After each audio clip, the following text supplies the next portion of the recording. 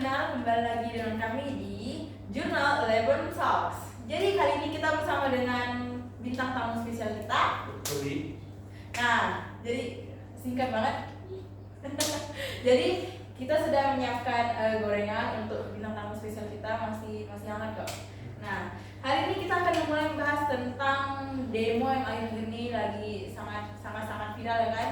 Benar-benar sampai udah diberitakan di luar negeri, udah di Korea, bahkan Korea udah memberitakan tentang seberapa kacaunya kondisi negara kita saat ini. Jadi mungkin bagaimana pendapat Bang Ruli tentang hal tersebut? Karena demo di Indonesia ini kan udah tersebar di pulau-pulau kan. Ya. Pontianak di Kalimantan Barat, Jawa, Sumatera itu kan udah ramai. Terus masa demo ini kan di akhir-akhir ini kan makin banyak tuh, sampai kebakaran penjarahan dan sampai wartawan asing itu tertarik untuk meliput di kondisi negara kita gitu. Ada deh. Ya.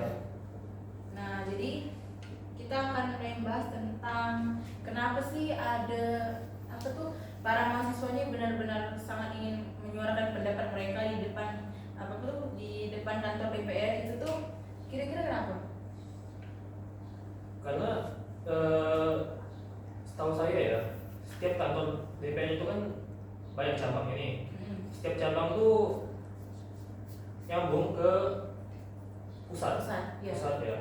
Jadi mahasiswa tuh ramai-ramai ke kantor DPR tuh untuk menyuarakan suara mereka kan, tuntutan mereka. Jadi setelah sudah memasuki kantor DPR tuh, mereka tuh akan ngomong sama Orang yang bersangkutan? ya orang-orang yang di DPR itu. Diharapkan suara mereka tuh sampai ke pusat. Ya.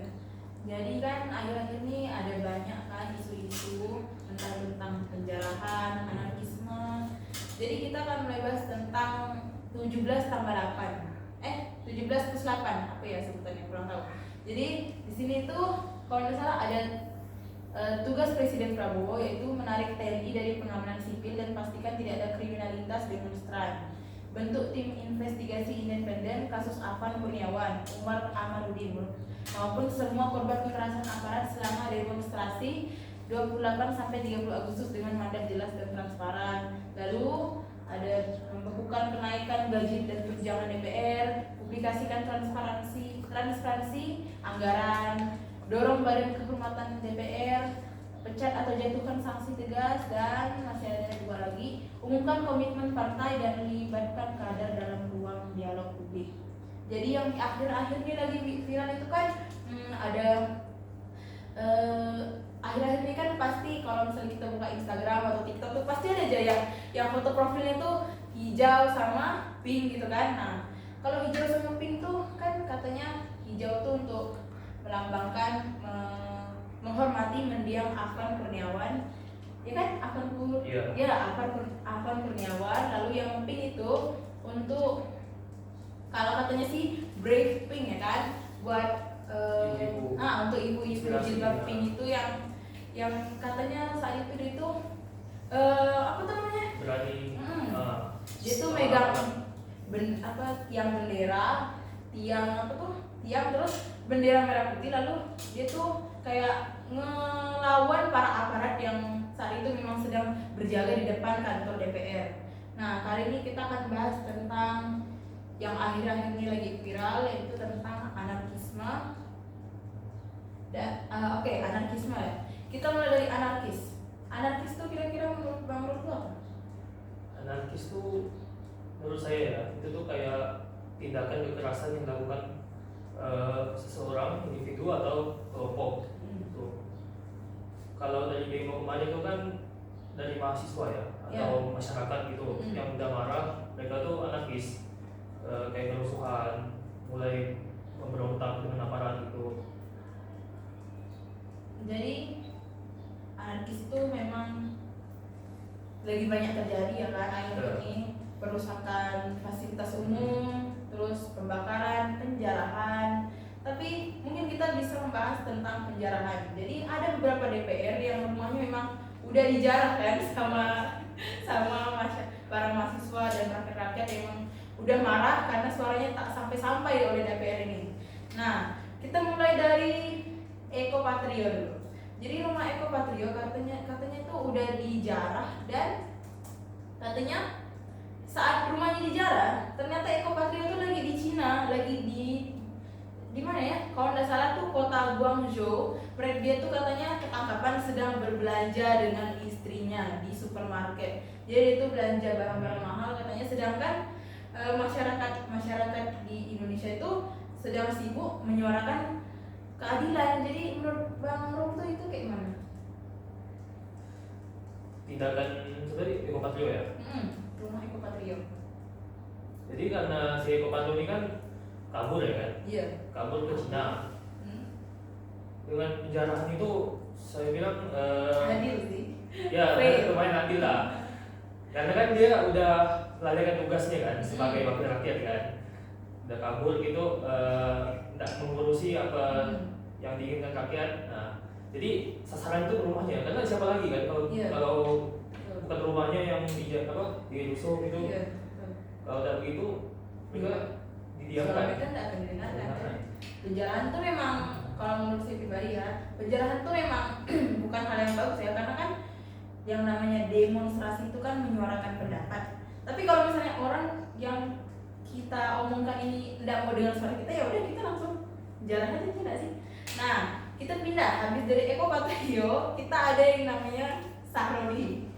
Jadi katanya rumah Sahroni juga dijarah habis-habisan, dan katanya kedapatan beberapa barang yang kurang pantas disebutkan. Ada yang katanya Sahroni itu ada bikin di X, dia tuh bilang katanya yang ngambil flash disk katanya itu tolong kembalikan. Katanya kalau mengembalikan flash disknya itu akan dapat reward. Itu menurut Bang Rumi kayak mana? Tergantung dari apa yang ngambil flash disknya itu. Tapi lebih baik jangan dikembalikan sih. Iya. Kalau dikembalikan kan Ya dibungkam lagi kan. ketemu juga orang yang ngambil, jadi ditangkap kan. Jadi mesti flash disknya disimpan atau disebarkan ya, apa isinya kan. Oke, dan katanya juga kedapatan beberapa barang kayak majalah-majalah dewasa, dan bahkan katanya di rumah di kamar istri Sahroni itu ditemukan alat yang memang kurang pantas disebutkan. Jadi menurut Bang Ruli itu kayak mana? Karena itu barang pribadi ya, barang pribadi milik Sahroni sendiri sama istrinya. Karena mereka juga manusia kan. Jadi itu tuh hal yang lumrah. Walaupun sebenarnya itu tuh aib mereka ya. Iya. Tapi ada konsekuensi juga kan. Konsekuensi ya juga. Mengabaikan suara Rakyat. rakyat. Jadi akhirnya rakyat mungkin mengulik aib mereka. Jadi sebenarnya kita juga kadang bingung kan ngelihat kasus penjarahan ini. Bingung yang salah siapa, yang benar siapa, karena memang Dari di benar. dua sisi ya benar, tidak ada yang benar. Dan dua-duanya itu juga salah. Cuman kalau ngelihat kelakuan mereka, kayaknya penjarahan itu memang sangat pantas ya kan. Apalagi katanya Sahroni ini benar-benar agak arogan ya kalau kata saya. Lalu yang selanjutnya itu kita bahas adalah Uya-Uya. Nah, menurut Bang Ruli, penjarahan Uya-Uya itu hal yang memang bisa diwajarkan atau enggak? Masalah Uya ini kan dia pamer ya gajinya. Sebagai artis itu kan lebih besar daripada DPR kan. Betul. Nah itu tuh bikin rakyat tuh geram pada dia. Terus sebagai kan anggota kasusnya mirip-mirip sama Sahroni kan. Jadi masyarakat tuh ikut rumahnya juga, musuh, ambil barang pribadinya atau segala macam. Katanya sampai di rumahnya tuh ada ditulis sama rakyat-rakyat, katanya rumah itu disita oleh rakyat. Tapi kalau menurut pribadi saya nih ya, kan Uya-Uya itu kan pernah jadi artis kan. Ya. Nah, bisa dibilang rumahnya itu kan mungkin udah lama dibuat kan. Jadi itu sebenarnya kemungkinan besar rumahnya itu adalah hasil uang dari pekerjaannya menjadi artis, karena memang sebelumnya dia itu merupakan host dari banyak acara-acara TV yang mungkin pasti kalian kenal. Tapi memang ngelihat waktu berita Prabowo mengumumkan kenaikan gaji DPR itu tuh dia juga ikut joget-joget kan. Ya. Jadi tuh memang agak mengesalkan ya kan. Kayak pasti ya. kesal banget ngeliat dia gitu kan. Apalagi waktu dia bilang katanya gaji dia menjadi artis tuh bahkan lebih tinggi daripada menjadi DPR. Tanpa dia tahu, padahal jadi DPR tuh satu hari katanya digaji berapa? 3 juta. 3 juta satu hari. Itu satu hari. Belum tentu emang kerjanya seberat apa gitu kan sampai 3 juta. Sedangkan di luar sana banyak orang yang kerjanya kayak guru honorer itu mereka satu bulan katanya ada yang gajinya cuma 800.000 kan 800.000 tuh dapat apa, sedangkan dibandingkan dengan mereka yang satu hari itu 3 juta. Jadi kalau satu bulan itu kira-kira kalau nggak salah dijumlahkan 50 juta katanya. Ya bayangkan ya kan, sedangkan pekerjaan mereka tuh memang tidak, rasanya tuh kayak enggak ini ya, Udah maksimal. enggak maksimal. Terus tuh rasanya tuh enggak adil gitu, karena dengan gaji mereka 3 juta satu hari itu, tapi mereka tuh tidak mewakilkan suara rakyat dengan benar. Bahkan mereka mendengar suara rakyat aja kayak enggak sudi gitu. Contohnya Eko Patrio yang dimana rakyat-rakyat lagi demo di Indonesia, dia malah pergi ke Cina belanja dengan istrinya. Lalu menurut Bang Ruli, pemerintah nih gimana sih Mas sekarang? Lagi kacau-kacaunya lah kondisi pemerintah kita sekarang kan. Presiden pun sendiri kayaknya bingung lah. Ya kan? Bergerak salah, tak bergerak salah kan? Kalau misalnya kayak Pak Prabowo katanya kemarin dia membatalkan tunjangan DPR, itu benar? Masalah ya. Ada sih. Kalau saya sih ada lihat di reels Instagram, terus tuh orang-orang tuh di komen pada bilang Pak Prabowo nih sok-sokan jadi pahlawan katanya kan. Ya. Tapi kalau Pak Prabowo tak ngapa-ngapain, dibilang mengabaikan rakyat gitu kan. Memang serba salah juga sih menurut saya jadi Prabowo. Dia tuh kayak bergerak salah, maju salah, mundur salah, jadi tuh serba salah kan. Terus menurut Bang Ruli ya, pemerintah nih yang seharusnya itu jadi gimana sih?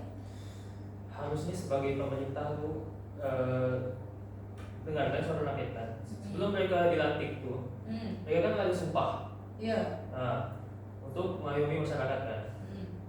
Harusnya mereka tuh sadar apa Tanggung jawab mereka tuh sebesar introspeksi. itu. Iya, tanggung jawab mereka besar kan. Belum lagi negara kita ini kan besar juga, Iya. masyarakatnya banyak kan. Ratusan juta. Banyak perlu diurus.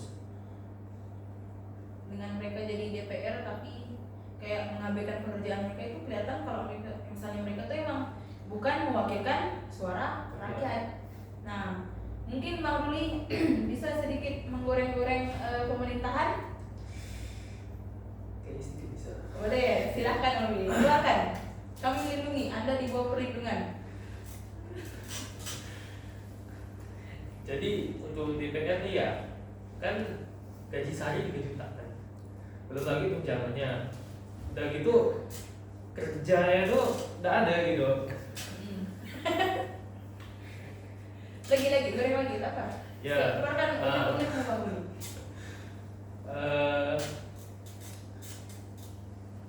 Sebentar ya. Coba.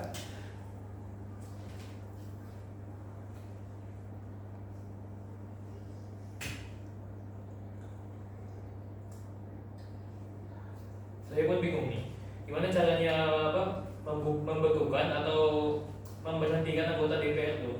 Kan presiden kan nggak bisa tuh, harus persetujuan dari DPR sendiri, ya. Jadi mereka tuh bikin aturan yang melindungi mereka sendiri kan? Ya betul. Kayak Gus Dur katanya di saat masa pemerintahan beliau itu katanya memang sudah mencoba untuk membubarkan DPR. Tapi endingnya malah dia yang diturunkan dari posisinya.